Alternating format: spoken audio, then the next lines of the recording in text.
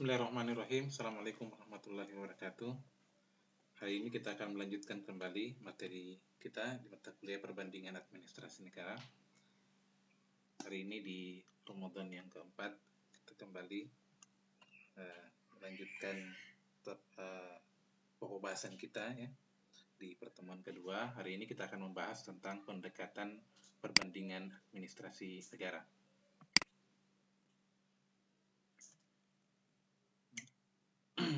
Baik, dalam materi kali ini kita akan membahas tentang beberapa pendekatan perbandingan administrasi negara. Kenapa? Karena dalam mempelajari perbandingan administrasi negara, kita harus melihat dari beberapa pendekatan. Dalam satu negara tentu berbeda dengan negara-negara yang lain, sehingga pendekatan dalam administrasi negara yang kita pelajari ini sangat penting untuk memahami berbagai sistem administrasi negara yang berlaku di negara-negara yang ada di seluruh dunia. Nah, salah satunya adalah pendekatan yang kita pelajari hari ini untuk memudahkan kita dalam memahami dan mempelajari perbandingan administrasi negara. Dari kelima pendekatan yang insya Allah akan kita pelajari, yang pertama adalah pendekatan filosofis, pendekatan politis, pendekatan perilaku, pendekatan administrasi konstitusi, dan pendekatan nomotetis dan ideografis. Ini akan kita pelajari pada pertemuan hari ini. Nah, tujuannya ketika kita mempelajari pendekatan ini, kita akan memahami bagaimana administrasi negara dan satu negara dengan negara yang lain pasti akan berbeda. Namun, kelima pendekatan ini bersifat integral, yaitu saling berkaitan satu dengan yang lainnya.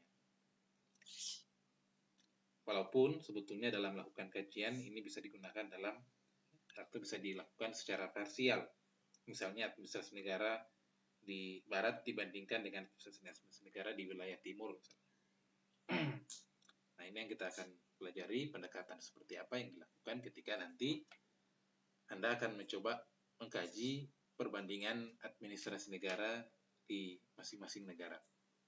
Jadi menggunakan beberapa pendekatan. Di pendekatan ini mudah-mudahan kita pahami, kita pelajari, kita mengerti, kita akan mengetahui ada beberapa pendekatan yang digunakan di dalam kajian atau dalam kajian ilmu administrasi negara. Yang pertama adalah pendekatan filosofis.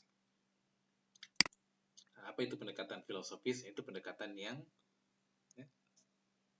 yang memahami atau melihat pada aspek ideologi satu negara. Jadi pendekatan ini melihat pada aspek ideologi yang berkembang pada sistem administrasi negara di satu negara. Di setiap negara tentu punya ideologi yang berbeda-beda antara satu negara dengan negara yang lain.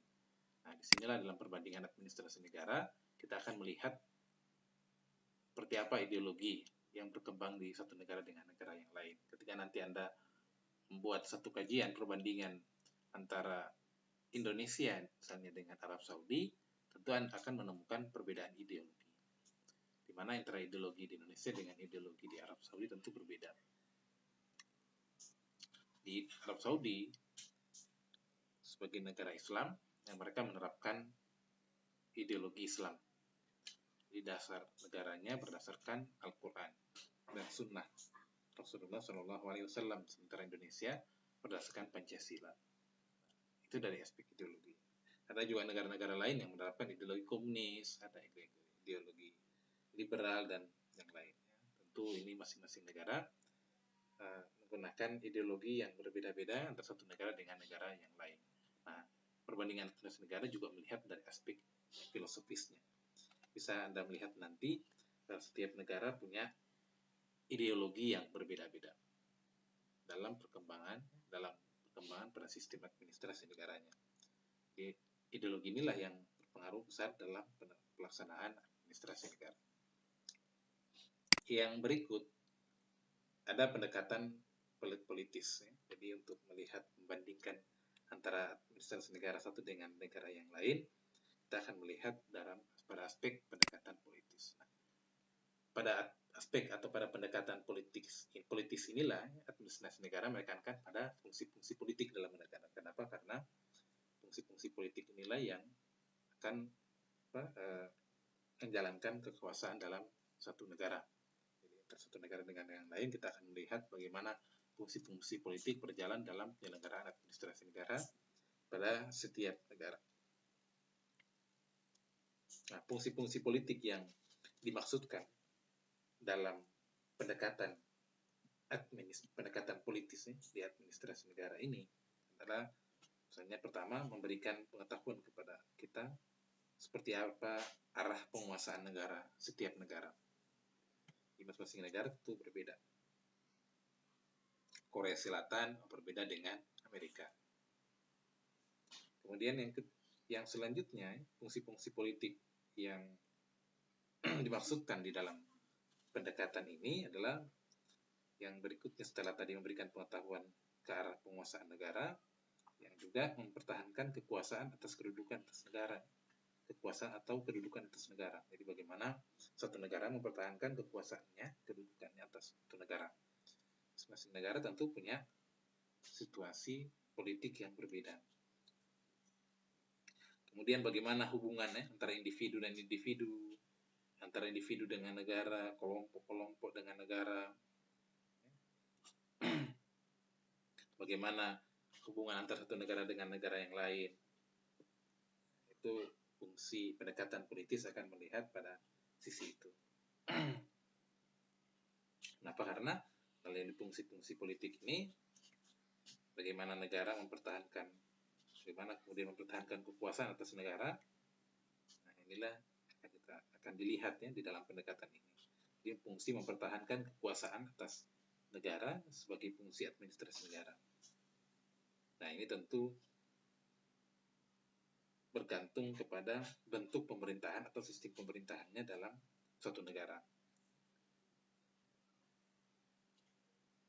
Misalnya kalau kita di Indonesia, kalau misalnya negara yang berbentuk republik, makanya diterapkan sistem demokrasi. Kekuasaan atas negara dilakukan melalui pemilu, jadi kita setiap 5 tahun melaksanakan pemilu. Itu merupakan bagian dari pendekatan yang kita bisa lihat ya. Indonesia kalau misalnya menggunakan pendekatan yang demokrasi seperti ini. Kerajaan bagaimana? Yang monarki, misalnya, yang komunis seperti apa?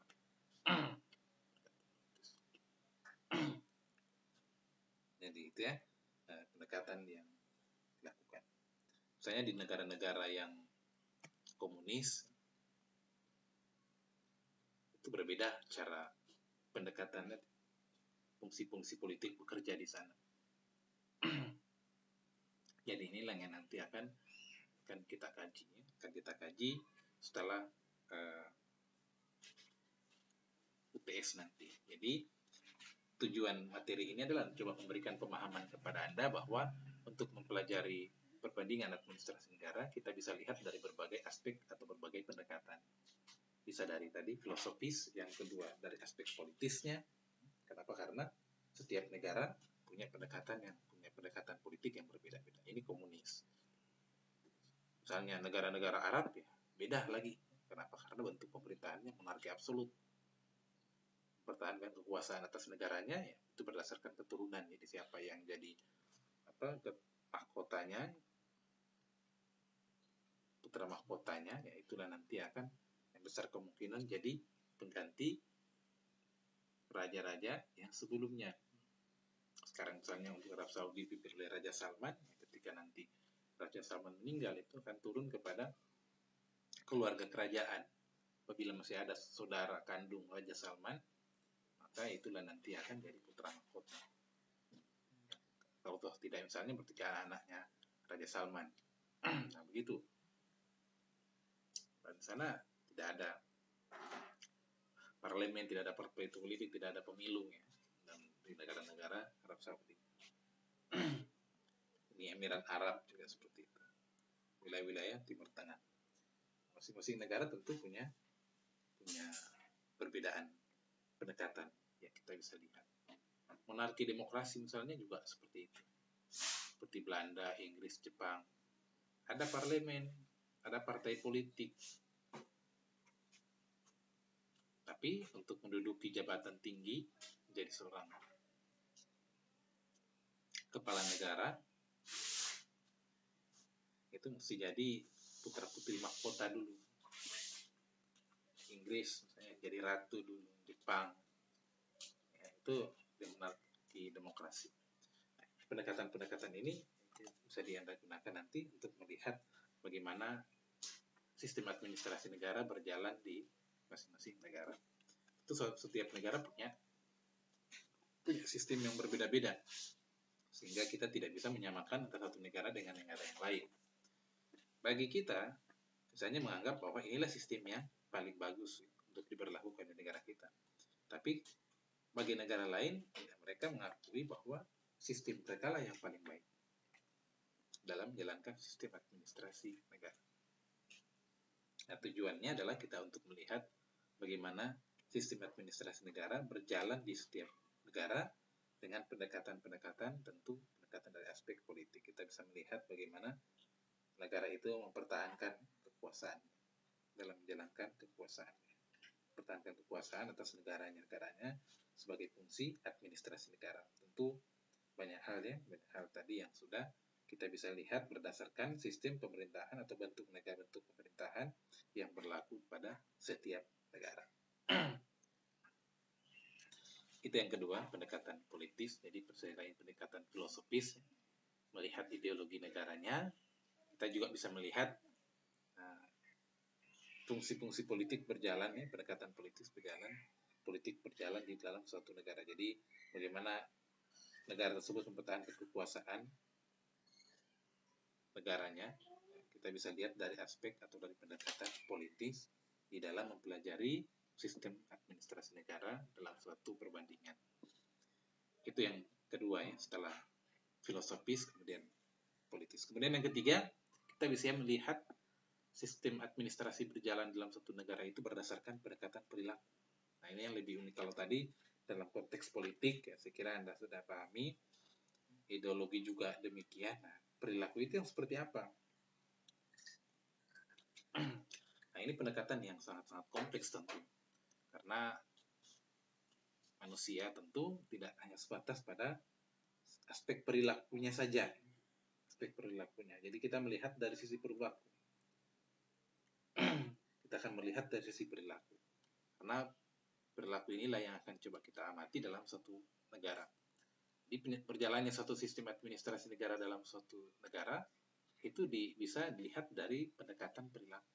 Karena setiap negara punya perilaku masyarakatnya yang berbeda-beda. Nah, perilaku ini tentu perubahannya itu perilaku berkaitan dengan situasi dan kondisi yang dialami oleh warga negara dan negara itu sendiri.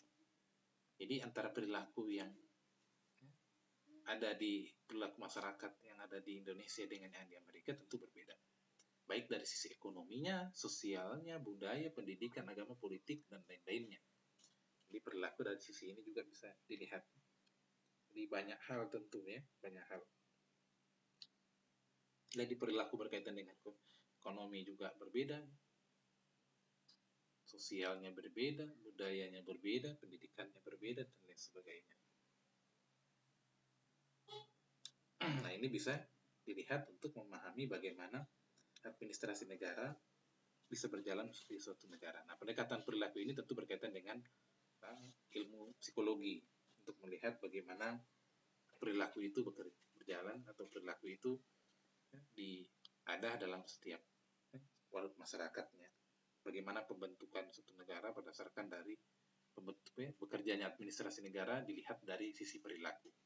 Ini dalam ilmu psikologi. Kita coba lihat beberapa teori yang mencoba menggambarkan aspek perilaku di dalam penyelenggaraan administrasi negara. Seperti apa sebetulnya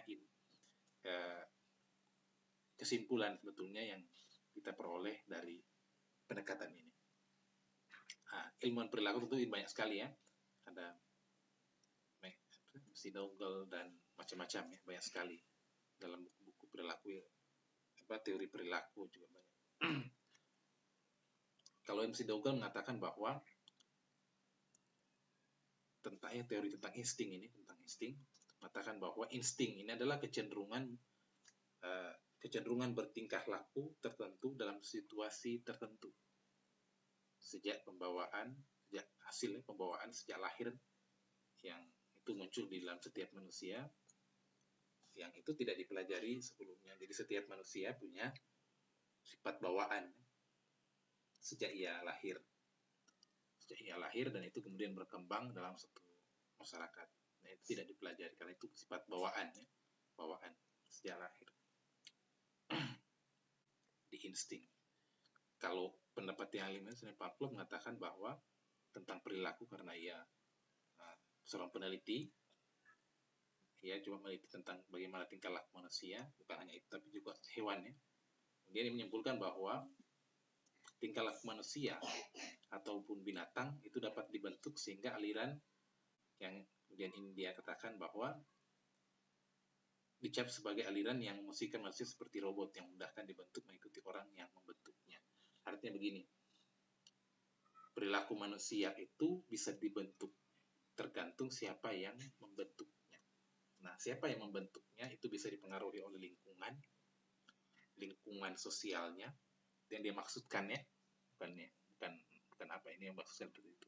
Bisa dipengaruhi oleh membentuknya itu bisa dipengaruhi oleh lingkungan sosialnya, oleh lingkungan keluarganya, itu berpengaruh besar terhadap perilaku seseorang, tingkah laku seseorang, karakter seseorang itu bisa dipengaruhi dari sini tadi itu.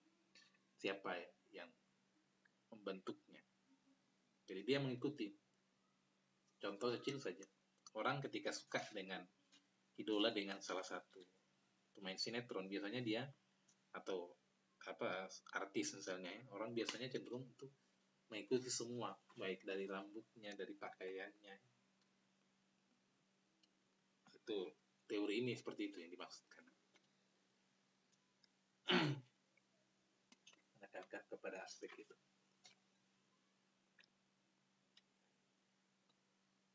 Nah, apa yang kita akan coba lihat dari aspek ini? Kita lihat Anang Pamangsah mengatakan bahwa perilaku memandang manusia itu sangat ditentukan oleh kondisi lingkungan luar dan rekayasa atas pelaziman terhadap manusia tersebut. Jadi perilaku manusia itu sangat ditentukan oleh kondisi lingkungan luar. Bukan hanya kondisi lingkungan dari dalam, tapi dari luar. Jadi atas berdasarkan kondisi itulah kemudian perilaku itu bisa terbentuk. Nah, mengatakan bahwa dalam pandangan ini mengatakan bahwa manusia adalah netral. Baik dan buruknya perilaku itu ditentukan oleh situasi. Orang yang tadinya baik perilakunya, tapi karena ditentukan oleh situasinya yang mengharuskan dia harus berbuat jahat, kadang dia berubah pola. Atau karena perlakuan yang dialami. Orang yang tinggal di daerah konflik akan berperilaku berbeda dengan masyarakat yang tinggal di daerah yang tidak konflik. Orang yang biasa dengan kekerasan akan punya perilaku sikap yang keras, hati watak yang keras dengan orang yang tidak hidup dalam lingkungan yang penuh dengan kekerasan. Itu yang dimaksudkan. Awalnya manusia adalah netral, tapi kemudian ditentukan oleh sikapnya, perilakunya akan ditentukan oleh kondisi-kondisi. Boleh karena situasi dan perlakuan yang dialami oleh manusia tersebut, bisa karena mungkin situasi perang, situasi karena dalam rumah terlalu dikasari, lingkungan yang banyak dengan situasi yang kurang baik, itu akan berpengaruh kepada perilaku seseorang. Itu yang dimaksud. Nah, dengan pandangan-pandangan tadi, kita sudah coba mulai mengerucut kepada pemahaman tentang perilaku ini dalam administrasi negara. Dalam pandangan-pandangan perilaku tadi, dapat dipahami di sini bahwa pendekatan perilaku dalam administrasi negara adalah perilaku manusia sebagai makhluk yang memiliki kemauan, keinginan tentunya, dan kemampuan merekayasa hasrat dan keinginannya dalam bernegara. Sekali lagi, dalam pendekatan perilaku ini dalam administrasi negara adalah perilaku manusia sebagai makhluk yang memiliki kemauan dan kemampuan untuk merekayasa hasrat dan keinginan dalam bernegara. Jadi setiap manusia punya kemauan dan keinginan, kemampuan untuk bagaimana mengelola, berperilaku, berhasrat dalam satu negara. Kenapa? Karena manusia dengan kekuatan akalnya, kemampuan intelektualnya, dan hati nuraninya bisa mengembangkan tindakan-tindakan yang dinamis untuk kemudian bisa bagaimana meraih keinginan dalam konteks negaranya. Nah, salah satu yang paling dominan ya dalam perilaku ini, tentang perilaku ini adalah perspektif mengenai kognisi. Apa itu kognisi? Berkaitan dengan pola pikir. Jadi kognisi ini berkaitan dengan pola pikir. Jadi keinginan, kemauan itu berkaitan dengan pola pikir. Nah, pola pikir manusia ini tentu berkaitan dengan pola hidup. Apakah iya, ada kaitan. Jadi kalau pola pikir manusia ini cenderung ingin mau berubah, meningkatkan hasrat tadi yang kemauan, kemampuan, merekayasa hasrat. Itu karena berangkat dari kognisi seseorang, pola pikir seseorang, perkembangan pola pikir seseorang. Apabila suatu masyarakat mempunyai pola pikir maju, disiplin, ulet, tentu itu akan membentuk pola hidup manusia.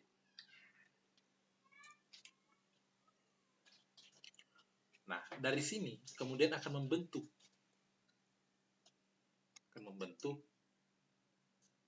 dengan kebudayaan itu sendiri. Jadi pola hidup itu akan membentuk menjadi kebudayaan. Jadi baik pola pikir maupun pola hidup manusia berkaitan dengan pencitraan kebudayaan. Iya. Jadi pola hidup manusia itu akan membentuk bagaimana pencitraan suatu kebudayaan dalam masyarakat. Dan ini bisa jadi satu kebiasaan di dalam suatu masyarakat. Jadi pola pikirnya, bagaimana keinginan hasratnya untuk kemudian maju, berkembang dalam bernegara, itu akan berpengaruh kepada pola hidup dan pencitraan suatu kebudayaan. Contoh saja. Coba sekarang Anda lihat ya, bagaimana pola pikir masyarakat yang maju di negara-negara maju, kemudian hubungkan itu dengan bagaimana pola hidup mereka dan kebudayaannya. Tentu berbeda dengan masyarakat yang pola pikirnya bukan untuk maju dan pola hidupnya juga pasti akan berbeda. Kalau kita lihat negara-negara maju, pola pikirnya seperti apa, bagaimana pola hidupnya, bagaimana kebudayaan di sana membentuk. Dan ketika kebudayaan terbentuk suatu wilayah, misalnya kebudayaan yang ingin maju, disiplin, ulet, orang lain datang ke wilayah itu tentu akan membentuk hal yang sama. Kenapa? Karena dipengaruhi oleh kondisi lingkungan. Membentuk lagi pola pikir dan pola hidup dan seterusnya. Itulah yang kemudian pendekatan perilaku ini dalam mempelajari administrasi negara berkaitan dengan kebudayaan suatu negara, baik sosialnya atau faktor-faktor lain yang berkaitan dengan penyelenggaraan administrasi negara, atau bisa juga agama ya, ideologi suatu negara juga demikian. Coba kalau Anda perhatikan di Arab Saudi misalnya, atau Uni Emirat Arab, dari sisi agama mereka berdasarkan Al-Quran dan As-Sunnah. Ya tentu di sana tidak akan ada perilaku-perilaku sebagaimana yang ada di Indonesia. Maraknya pembunuhan, pencurian, dan sebagainya. Kenapa? Karena kalau mencuri, potong tangan, membunuh, dibunuh, dan seterusnya. Sehingga membentuk pola pikir manusia untuk hidup tertib. Begitu kalau bentuk pola hidup manusia tertib, ya semakin membentuk pola hidup seseorang.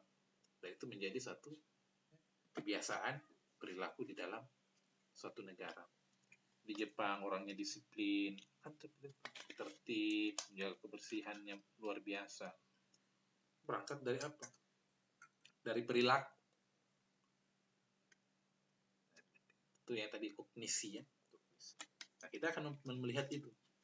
Bagaimana administrasi negara itu bisa maju dalam suatu negara, bisa dilihat dari aspek pendekatan perilaku.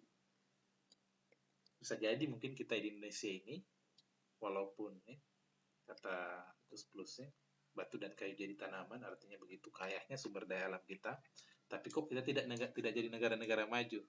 Kita bisa melihat dari aspek pendekatan perilaku. Barangkali ada aspek-aspek tersebut yang menyebabkan Indonesia ini sulit untuk berkembang. Itulah gunanya kemudian kita akan mempelajari perbandingan negara. Sehingga tidak cukup atau hanya melihat dari aspek filosofisnya. Tidak hanya melihat dari aspek ideologinya, oh negara ini maju karena ideologinya begini, pantas mereka maju. Lihat dulu dari aspek yang lain. Karena antara negara satu dengan negara yang lainnya maju, itu berbeda filosofis, ideologinya, tapi maju. Kenapa? Karena ada yang menyamakan. Barangkali dari sisi perilakunya. Dari aspek ideologi berbeda, aspek politiknya berbeda, tapi perilakunya sama. Itu bisa dilihat dari situ ya, bisa dilihat dari situ. Itulah pendekatan perilaku di dalam administrasi negara, perbandingan administrasi negara. Jadi perbandingkan administrasi negara satu dengan yang lain, itu bisa dilihat dari aspek atau pendekatan-pendekatan perilaku. Yang berikutnya itu bisa dilihat dalam pada pendekatan administrasi dan konstitusi. Tentu ini secara umum tentu bisa dilihat ya. Dalam konteks administrasi. Kalau bicara administrasi berarti kita menggunakan prinsip-prinsip manajemen. Kenapa? Karena bicara tentang bagaimana antara dua orang atau lebih bekerja sama. Nah, pendekatan administrasi ini adalah pendekatan dengan menggunakan teknik administrasi yang terdiri dari forecasting, peramalan, planning, perencanaan, organizing, mengorganisasikan, commanding, bagaimana komando, coordinating, communicating, dan controlling. Jadi koordinasinya, komunikasinya, dan kontrolnya. Kenapa? Karena ini bicara tentang manajemen. Dalam konteks manajemen administrasi ini kan kita tahu bahwa administrasi ini ada karena ada proses kerjasama. Jadi kalau kita kembali kepada definisinya administrasi, apa itu administrasi adalah kerjasama yang dilakukan oleh dua orang atau lebih untuk mencapai tujuan yang kita telah tetapkan sebelumnya. Nah, administrasi itu muncul kalau ada kerjasama untuk mencapai tujuan. Tujuan apa? Pembangunan negara itu sendiri. Nah, pembangunan negara itu tidak lepas dari konteks politik. Kenapa? Karena dalam negara demokrasi seperti kita ini, semua aspek-aspek perencanaan, pengambilan keputusan itu harus melibatkan di ranah politik. Sehingga di sini administrasi negara memang tidak bisa lepas dari politik. Artinya dia harus bisa bekerja sama dengan baik. Tadi administrasi negara itu dan politik ini memiliki hubungan yang sangat-sangat erat tentu. Karena bicara tentang pembangunan itu tidak lepas dari urusan politik. Nah, dalam perencanaan negara pun itu tentu harus berdasarkan kepada konstitusi. Makanya pendekatan ini tidak lepas dari pendekatan konstitusi. Jadi untuk membandingkan satu negara tidak lepas dari aspek-aspek konstitusi. Jadi kita bisa melihat bagaimana negara tersebut dari aspek konstitusinya. Jadi ketika nanti Anda mencoba mempelajarinya, lihat konstitusi negara tersebut. Seperti apa sih konstitusi negara mereka? Apa yang berlaku di negara tersebut? Selain dari aspek politik, bagaimana mereka kerjasama, tentu dari aspek regulasinya, konstitusinya. Kenapa? Karena administrasi negara itu harus berpatokan pada konstitusinya. Karena konstitusi inilah yang jadi rule-nya penyelenggaraan administrasi negara. Tanpa konstitusi, negara tidak akan berjalan sebagaimana biasanya, sebagaimana normalnya. Maka diperlukanlah konstitusi sebagai rule. Karena harus menggunakan konstitusi. Apabila perencanaan tidak sesuai dengan konstitusi, pada pelaksanaan itu tentu tidak akan berjalan efektif. Karena tidak memperoleh dukungan dari rakyat. Karena tidak sesuai dengan konstitusi. Nah, dengan begitu kita bisa mengetahui bahwa perencanaan negara harus itu diajukan melalui perwakilan-perwakilan, lembaga-lembaga perwakilan di parlemen untuk kemudian disahkan. Makanya pendekatan ini pendekatan administrasi dan konstitusi. Namun daripada itu lembaga politik akan mempertimbangkan berdasarkan peraturan perundang-undangan tentu. tidak boleh keluar dari konteksnya. Jadi apa yang menjadi hal-hal yang termuat dalam perencanaan negara itu harus menyangkut kemaslahatan orang banyak. Nah, pendekatan ini akan mencoba melihat dari situ, dari aspek itu. Apa yang menjadi landasan konstitusi di negara-negara di dalam penyelenggaraan administrasi negara. Nah, kemudian yang berikutnya adalah pendekatan nomotetis ya, dan ideografis. Nah, pendekatan ini kemudian adalah pendekatan yang hanya memperhatikan pada perumusan hukum dan preposisi ilmu ya. Di pendekatan ini hanya melihat dari aspek itu. pada aspek perumusan satu produk hukum. Sementara pada pendekatan ideografisnya mencurahkan perhatian kepada keadaan-keadaan yang unik. Yang bagaimana itu keadaan-keadaan yang unik seperti itu? Misalnya dalam konteks pemerintahan yang tertentu, atau pada organisasi tertentu, atau pada kasus-kasus tertentu yang dianggap menarik dan unik. Ini bisa dilihat dari pendekatan nomotetis dan ideografis. Dan yang terakhir, pendekatan ideologi. Nah, ekologi ya. Ini pendekatan melihat pada aspek lingkungan sekitar.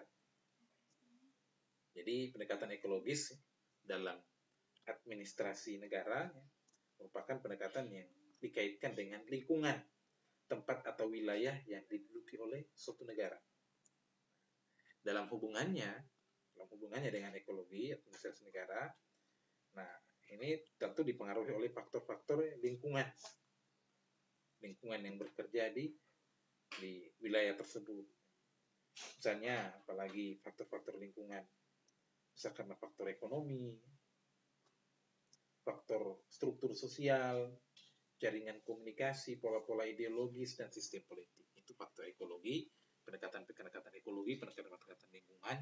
Sekira Anda sudah pelajari ekologi administrasi negara, pendekatan itu yang bisa dilihat di dalam membandingkan administrasi negara satu dengan negara yang lain. Saya kira itu yang dapat saya sampaikan. Jadi ada 5 pendekatan yang bisa Anda lihat untuk melihat bagaimana membandingkan antara administrasi negara satu dengan administrasi negara yang lain. Apakah dari sisi filosofisnya, politisnya, administrasi dan konstitusi, dari perilaku ekologis, nomotetis dan ideografisnya, itu bisa dilihat atau bisa membandingkan satu negara dengan negara yang lain. Saya kira itu ya, sekali lagi yang dapat saya sampaikan. Mohon maaf apabila ada kekurangan, ada hal yang ingin ditanyakan, silahkan melalui grup yang sudah ada. Saya kira itu, terima kasih. Assalamualaikum warahmatullahi wabarakatuh.